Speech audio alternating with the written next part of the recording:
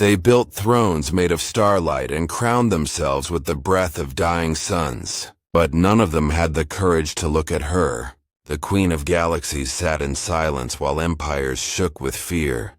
Her presence was like a gravitational force that bent reality itself. For 3,000 years, not a single person dared to go near the being who commanded black holes like servants and wore nebulas like jewelry. Until one day, a small human child with flower dust on her fingers and her father's gentle eyes did something that would change the laws of an entire universe. Before we start, subscribe now so you don't miss more incredible stories like this one. Oh, and before we dive in, tell us in the comments where you are watching this video from. We love hearing from you and always read every message.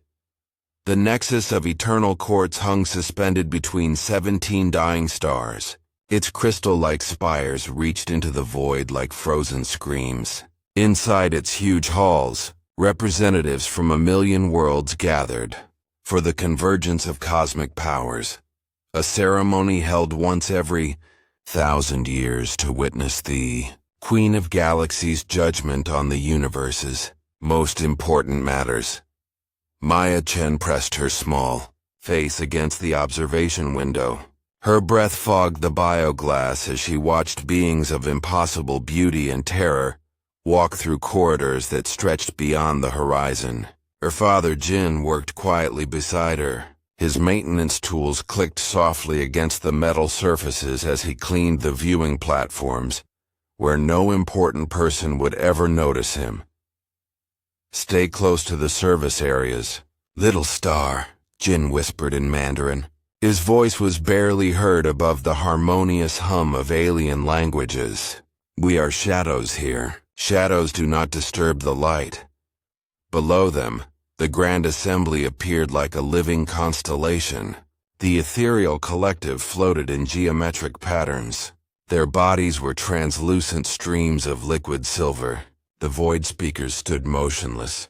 Their obsidian forms absorbed light itself. The cosmic hierarchs radiated power that made the air itself taste of ozone and starfire. And at the center of it all, upon a throne carved from the heart of a collapsed star, sat the Queen of Galaxies. She was both terrible and beautiful. Her form shifted between states of matter, sometimes crystalline, sometimes gaseous, sometimes pure energy contained within the suggestion of a humanoid shape.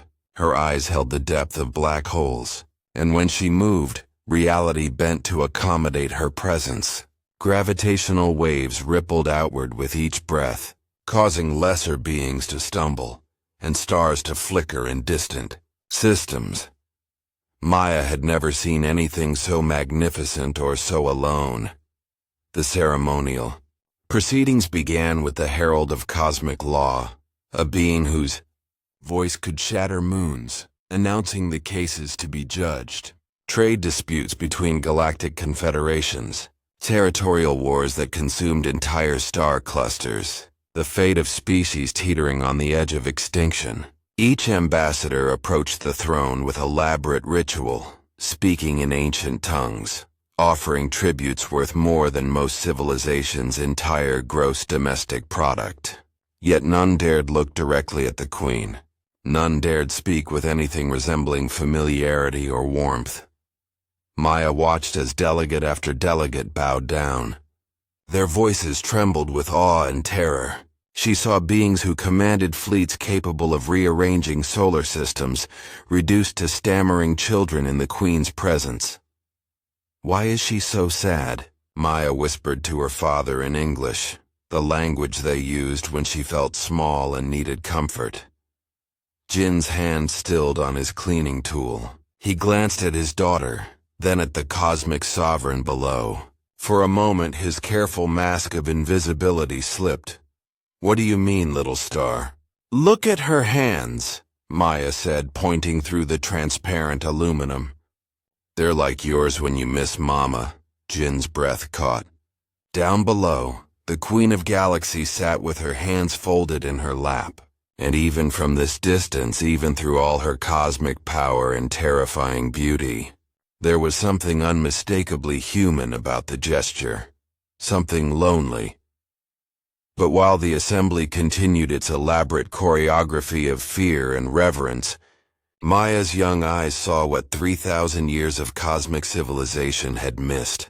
The way the Queen's shoulders curved inward, the barely noticeable dimming of her radiance when she thought no one was watching, the infinite patience of someone who had been waiting lifetimes for a single genuine moment. And just when the universe seemed certain in its careful distance from divinity, a small hand reached for the emergency food supply Jin always carried in his maintenance pack. The herald's voice resonated through dimensions as he announced the final case of the millennium, a dispute over mining rights in the Andromeda spiral that had already claimed 12 billion lives. The assembled delegates leaned forward in their elaborate hovering seats, jeweled and augmented beings positioning themselves for optimal recording angles to capture the Queen's judgment for posterity. Maya's small fingers closed around the homemade cookie wrapped in preservation film that her father always packed with their meals. It was nothing special. Flour, sugar, vanilla, and love baked in the tiny kitchen of their quarters in the service sector. The same recipe her grandmother had taught her father, who had taught her during their quiet evenings when the universe felt too big and cold. The mining consortium of Arcturus Prime versus the indigenous bioforms of Kepler 442b. The herald intoned, "Your Cosmic Majesty, render judgment on this matter that spans 800,000 standard years of conflict." The Queen of Galaxies lifted her head. Several delegates instinctively stepped backward as her attention focused on the case files floating before her throne. Her eyes, swirling vortices of collapsed time and concentrated starlight, scanned information that would take lesser minds millennia to process. Maya watched the proceedings with the clarity that only children possess, seeing past the pageantry to the profound isolation at the center of it all. Every being in the assembly radiated respect, fear, even worship, but not one offered simple recognition of the Queen as anything more than a cosmic force to be appeased.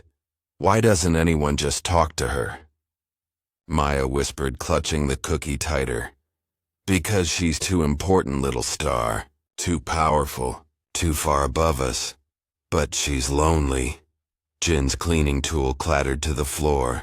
The sound, though tiny in the vast space, seemed to echo in the sudden silence that had fallen over the assembly. The Queen had gone perfectly still, her judgment suspended mid-thought, as if something had caught her attention. Down below, the herald waited with infinite patience. The delegates shifted uneasily in their seats. The very air seemed to hold its breath.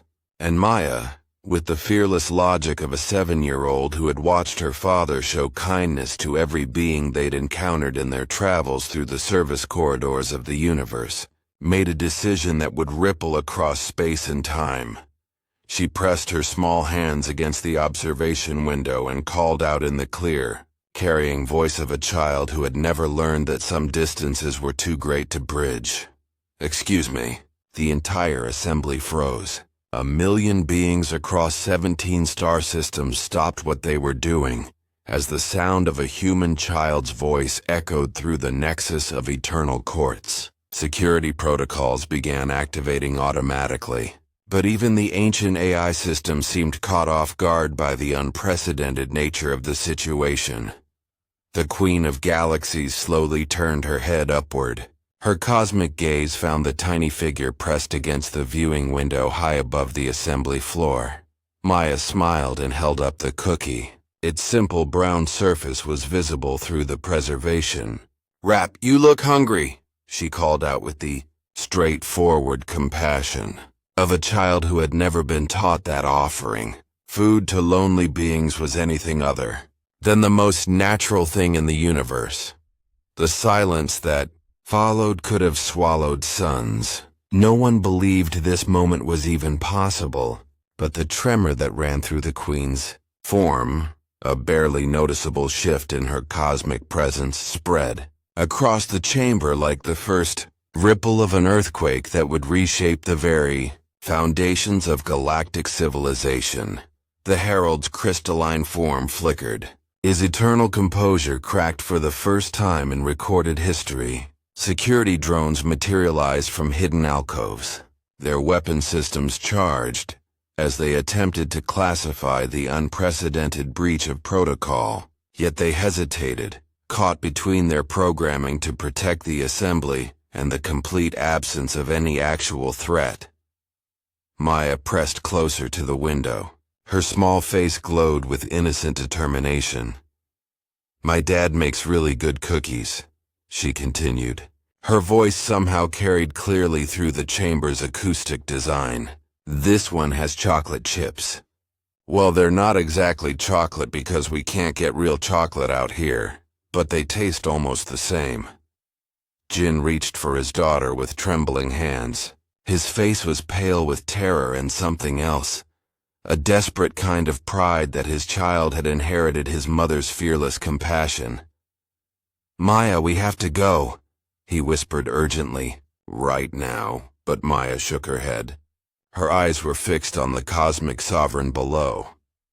"She hasn't eaten anything this whole time, Dad.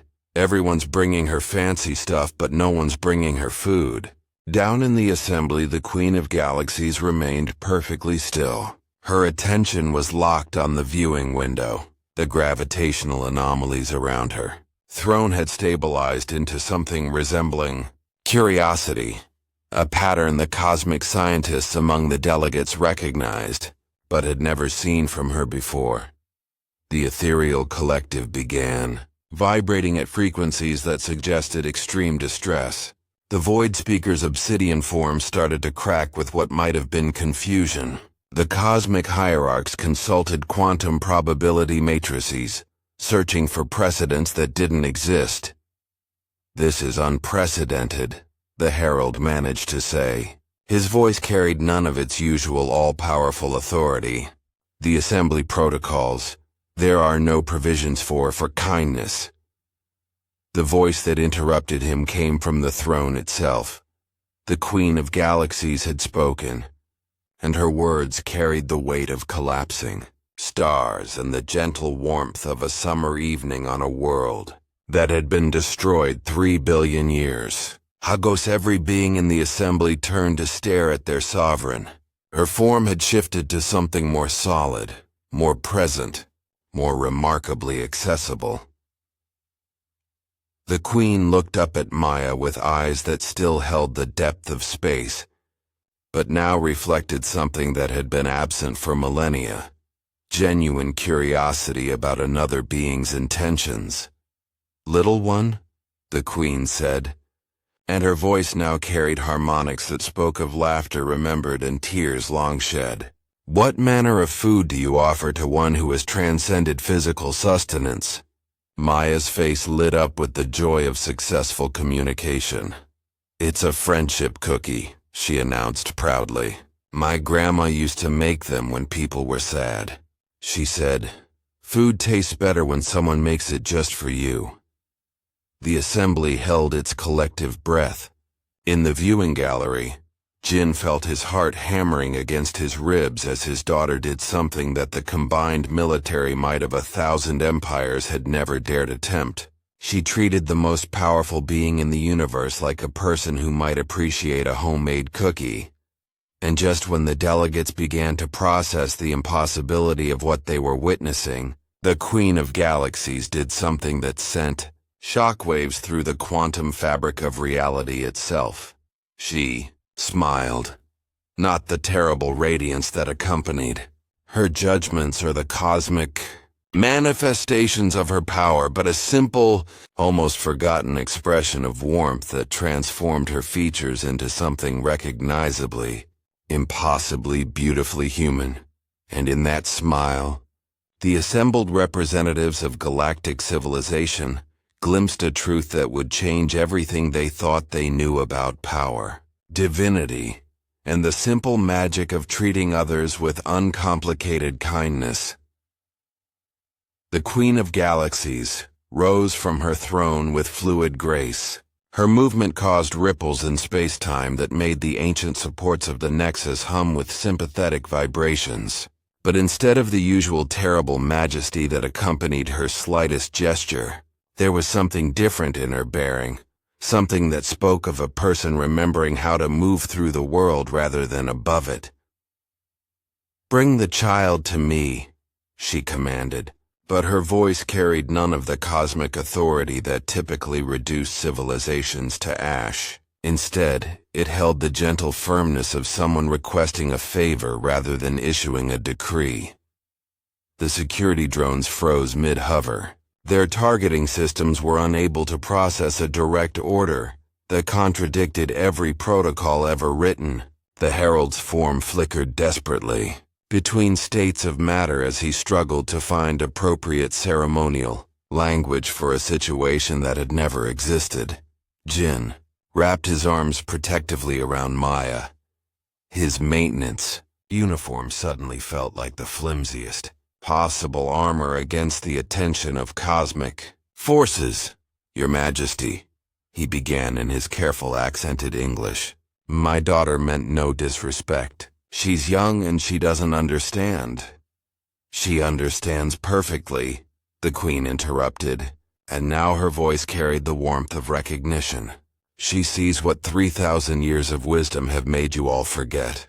The Queen stepped down from her throne, and with each step, her cosmic radiance dimmed to something that no longer hurt to look upon directly. Her form solidified into something undeniably humanoid, tall and graceful, with features that seemed to shift between the beauty standards of every species present, yet remained uniquely her own. "I am not a force of nature," she continued, speaking to the assembly but looking up at Maya. "I was never meant to be a distant god consuming offerings and dispensing judgments. I am what I have always been, a person who was given too much power and not enough companionship." The delegates began to murmur among themselves. Their carefully maintained composure cracked as they struggled to reconcile this revelation with millennia of established cosmic order. The ethereal collective's geometric formations dissolved into chaotic swirls. The void speakers actually retreated several steps. Their light-absorbing form seemed to diminish, but Maya pressed her face against the window with renewed excitement. "So you do want a cookie?" she called out with triumphant logic. The Queen's laughter filled the chamber, not the terrible sound of cosmic forces in motion, but the genuine delight of someone who had forgotten what it felt like to be seen as anything other than a weapon or a judge. "Then I have wanted anything in 3,000 years, she replied. The transport platform activated without command. Its ancient AI finally found a protocol that fit the situation. The humanitarian imperative to facilitate acts of kindness between sentient beings. Jin and Maya rose smoothly from the observation deck. The platform carried them down through layers of atmospheric shielding and ceremonial barriers that parted like curtains before them.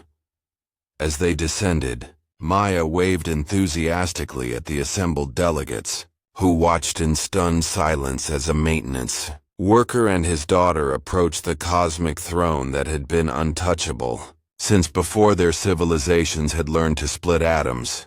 Jin's legs shook as they touched down on the assembly floor, but Maya bounded forward with the fearless confidence of a child who had successfully identified someone in need of friendship. She stopped just outside the gravitic field that surrounded the Queen's throne, held up the wrapped cookie, and offered it with both hands in the gesture her father had taught her for presenting gifts to honored guests. "I made it myself," Maya said proudly. "Well, mostly myself. Dad helped with the oven parts because I'm not tall enough yet." The Queen of Galaxies knelt down, actually knelt, bringing herself to Maya's eye level. Up close, her features were clearly visible. ancient eyes that held the weight of eons, but also the spark of curiosity that had never been extinguished. A face that spoke of countless worlds visited and wonders witnessed, hands that had shaped the destiny of species, but trembled slightly as they reached out to accept a simple cookie from a child. And suddenly, the assembly understood that they were witnessing not the diminishment of a cosmic force, but the return of something far more powerful, a person who had remembered how to be human. The Queen held the cookie as if it were sacred. Her cosmic awareness focused entirely on the simple mixture of flour, sugar, and love. "What is your name, little one?" "Maya Chen. And this is my dad, Jin Chen. We keep the viewing areas clean." The Queen's gaze shifted to Jin, who stood frozen between terror and wonder. "Jin Chen, you taught her this kindness." Jin found his voice in his love for his daughter. "My wife taught us both, Your Majesty. She always said everyone deserves to be seen. Everyone deserves to be fed when hungry. Your wife was wise." "Where is she now?" Maya's expression dimmed. "She got sick on Kepler Station. The medicine was too expensive, and insurance said humans weren't priority patients, but she told us to keep making cookies for lonely people." Silence carried a different quality. The cosmic sovereign learning that subjects had been dying from lack of basic care, while she rendered judgments on territorial disputes. The Queen lifted the cookie to her lips and took a small bite. The taste, simple, sweet, imperfect, made with love, triggered something profound. Tears flowed down her cheeks. Each droplet contained crystallized nebulae from millennia of lonely existence. "Do you know who I am, Maya Chen? You're the Queen lady who nobody talks to because they think you're scary. But you're not scary. You're just really, really alone." The Queen closed her eyes, and when she opened them, they no longer held distant cosmic forces. They held warm recognition. "I am Zara. I was born on a small planet called Etheria. I was a botanist who studied how to make plants grow in impossible places." The assembly recoiled. Their god had a name, had been a person, had grown food instead of commanding stars. 5,000 years ago, I found an artifact that merged me with a dying cosmic entity. I thought I was saving my people. Instead, I became something that could save everyone but touch no one. Until today. Maya stepped forward and patted Zara's knee with unconscious comfort. "It's okay. You can touch us now. Look, you're holding my cookie just fine." Zara's laugh was liquid starlight. Her tears were entirely human. "Yes. After 5,000 years of isolation, a little girl with flour on her fingers has given me back my humanity." Zara looked at the assembled delegates, transforming from cosmic sovereign to someone who remembered what it meant to be part of a community. Every being understood they witnessed not just the return of a person's humanity, but the birth of a new age where power would be measured by willingness to offer comfort. Zara stood slowly. Maya's small hand still rested trustingly on her arm. She faced the assembled delegates with eyes that held ancient wisdom, tempered by rediscovered compassion. The cosmic radiance that had made her untouchable for millennia now pulsed with the warm rhythm of a heart that had remembered how to beat for others. "I dissolve this assembly," she declared, but her voice carried none of the terrible finality that usually accompanied her pronouncements. Instead, it held the firm gentleness of a teacher redirecting a classroom that had lost its way, not in anger, but in recognition of what we have all forgotten. The herald's form flickered desperately as he attempted to process a command that had no precedent in the cosmic legal framework. "Your Majesty, the cases before us, the disputes requiring judgment, will be resolved through conversation rather than decree," Zara interrupted. through the radical concept of beings actually talking to one another instead of bowing down before power they're too afraid to question. She knelt down again, bringing herself to Maya's level, and carefully broke the cookie in half. Maya Chen, you have given me a gift beyond measure. Now I would like to give you something in return. Zara held out one half of the cookie. Will you share this with me as friends do? Maya's face lit up with delight as she accepted her half of the cookie. Together they ate in companionable silence while the greatest assembly of power in the known universe watched two people enjoying a simple snack made with love. Jin stepped forward hesitantly. His voice was barely audible above the humming of confused technology and whispered alien languages. Your Majesty, Zara, my daughter and I are just maintenance staff. We shouldn't be here. We don't belong. You belong exactly where kindness is needed, Zara replied, standing and placing a gentle hand on his shoulder. Jin Chen, you have raised a daughter who saw through 5,000 years of cosmic theater to recognize a lonely person in need of a friend. That makes you one of the most successful parents in the history of civilization. She turned to address the assembly.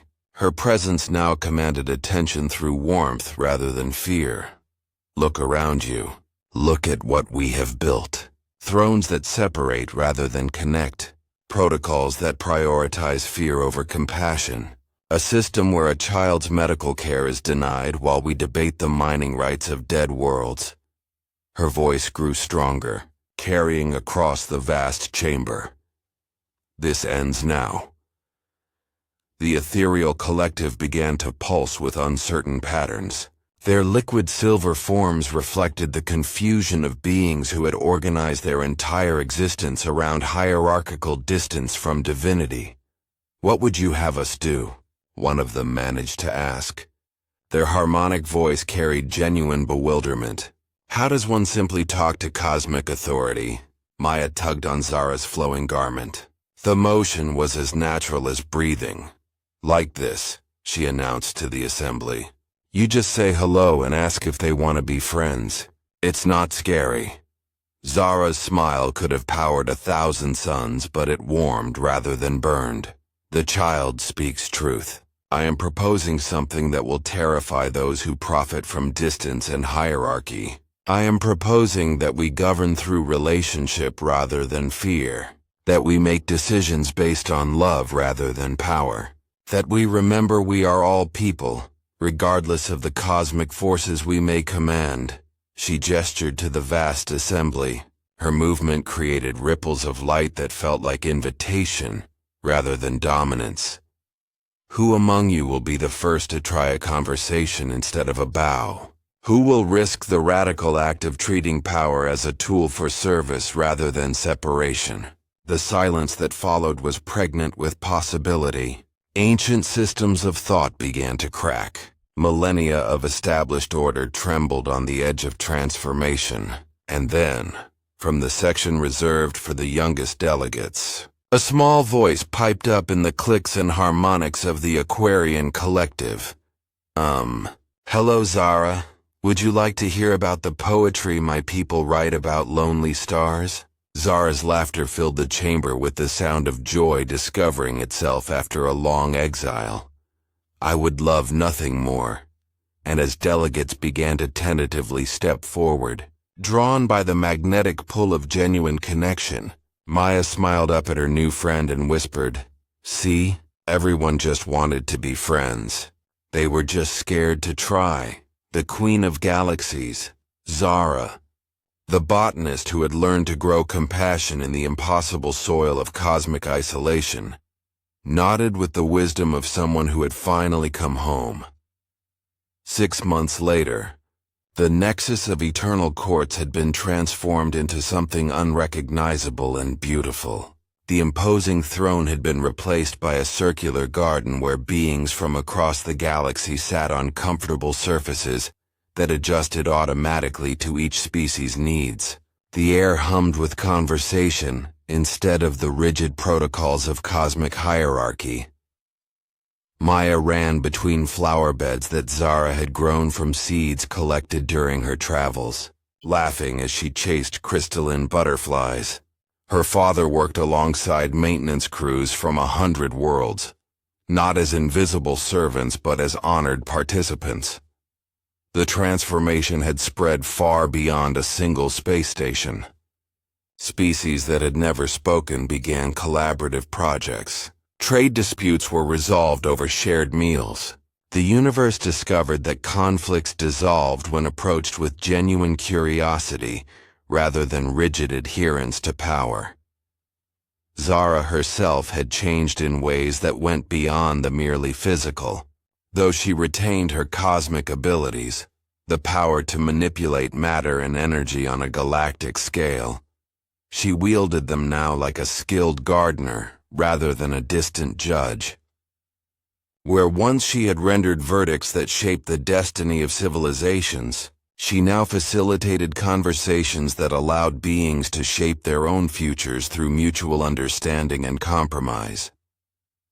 The Herald, who had spent millennia announcing formal judgments, had discovered an unexpected talent for facilitating introductions between species who had never considered they might have anything in common. The Void Speakers had become poets. Their gift for absorbing light transformed into an ability to absorb and reflect the emotional resonance of interspecies communication. The ethereal collective had become teachers. Their mathematical precision was perfect for helping beings translate concepts between radically different forms of consciousness, but the most profound change was in how power itself was understood throughout the galaxy. The old model, where strength meant the ability to destroy and authority meant the maintenance of distance, had given way to something far more radical. The recognition that true power lay in the willingness to be vulnerable enough for genuine connection. Maya, now 7.5 and fluent in 14 forms of alien communication, had become something unprecedented in galactic history. The first ambassador of friendship, a position created specifically to help beings remember that beneath all their differences, they shared the fundamental need to be seen, understood, and cared for.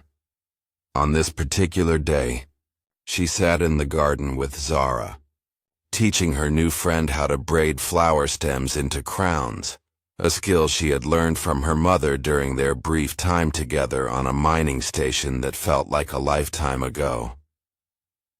"Zara," Maya said, her small fingers working with practiced precision. "Do you ever miss being scary?" Zara considered the question with the gravity she gave to all of Maya's inquiries, which had proven to be among the most profound philosophical challenges she had encountered in 5,000 years of existence. "I miss the certainty," she admitted. "When I was the Queen of Galaxies, I always knew what was expected of me. I knew my role, my distance, my function. This new way, it requires me to be present for each moment, to pay attention to how my actions affect others, to consider that I might be wrong about things I had taken for granted for millennia." Maya nodded sagely. Her expression was serious with the weight of understanding beyond her years. "But being scary is lonely," she observed. "And being friends is scary too. But it's the good kind of scary, like when Dad lets me help cook dinner and I might burn something, but we're doing it together." "The good kind of scary," Zara repeated, smiling as Maya placed the completed flower crown on her head. "Yes, I think you've discovered something important, little ambassador. Growth is always frightening, but when we're frightened together, we can help each other be brave." As the artificial sunset painted the garden in shades of amber and rose, beings from across the galaxy gathered for their daily sharing circle, a tradition that had grown organically from Maya's simple observation that everyone seemed less lonely when they knew someone was listening to their stories. Jin approached them. His face glowed with the satisfaction of meaningful work, and the quiet pride of watching his daughter change the universe simply by being herself. "The evening meal is ready," he announced. Ambassador Xylan brought something called comfort soup from the Spiral Nebula, and the Arcturus delegation has contributed what they call grandmother's healing bread. Apparently, every species has food that tastes like home. Maya jumped up, already moving toward the gathering crowd with the magnetic enthusiasm of a child who had never met a stranger. Only friends she hadn't made yet. "Coming, Zara?" she called over her shoulder. The former Queen of Galaxies, now simply Zara, botanist, friend, and student of the radical proposition that the universe might be healed through the simple act of beings choosing to care for one another, rose and followed the small girl who had taught her that the greatest power in the universe was the willingness to offer comfort to those who needed it. And as they joined the circle of beings sharing food and stories under stars that had never seemed so bright, the universe itself seemed to exhale a cosmic sigh of relief from a reality that had finally learned to choose connection over conquest, compassion over control, and cookies over cosmic intimidation. In a universe that had spent eternity building walls between its inhabitants, sometimes the most revolutionary act was the simple recognition that everyone, regardless of their power or position, just wanted someone to notice when they were hungry and offer them something made with love. The galaxy had learned that dignity was not something you earned through dominance, but something you offered to others through the radical act of seeing them not as subjects or threats or distant objects of policy, but as people deserving of kindness, understanding, and the occasional homemade cookie.